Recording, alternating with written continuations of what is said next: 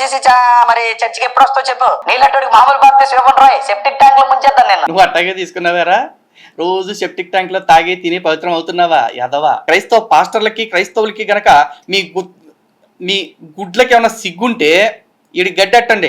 ఎరా బాప్తిజం అంటే ఆత్మచేతను అగ్నిచేతను నీటి చేతను ఇవ్వాలి, కానీ పెంట చేత ఇవ్వటమేంట్రా పెంటదవా అని చెప్పేసి చెప్పండి.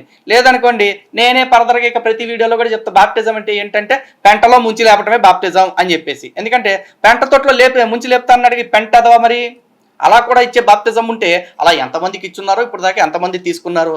కాబట్టి ఈ క్రైస్తవ ద్రోహిని పట్టుకుని ఆడికి బుద్ధి చెప్పండి రా అడ్డగాడిదిల్లారా, ఓకేనా? నీ అంత సెల్ఫ్ గోల్ ఇడియట్, నీ అంత సెల్ఫ్ గోల్ పోరంబోకు నేను ఇక్కడ దాకా చూడలేదురా మరుగుదొడ్డిగా. నీ పేరే మరుగుదొడ్డి, నువ్వు అందరినీ మరుగుదొడ్డిలో ముంచి బాప్తిజం ఇద్దాం అనుకుంటున్నావురా మరుగుదొడ్డి ఎదవా. అందుకు కాదు నీకు మరుగుదొడ్డి అని పేరు పెట్టింది ముష్టి ఎదవా.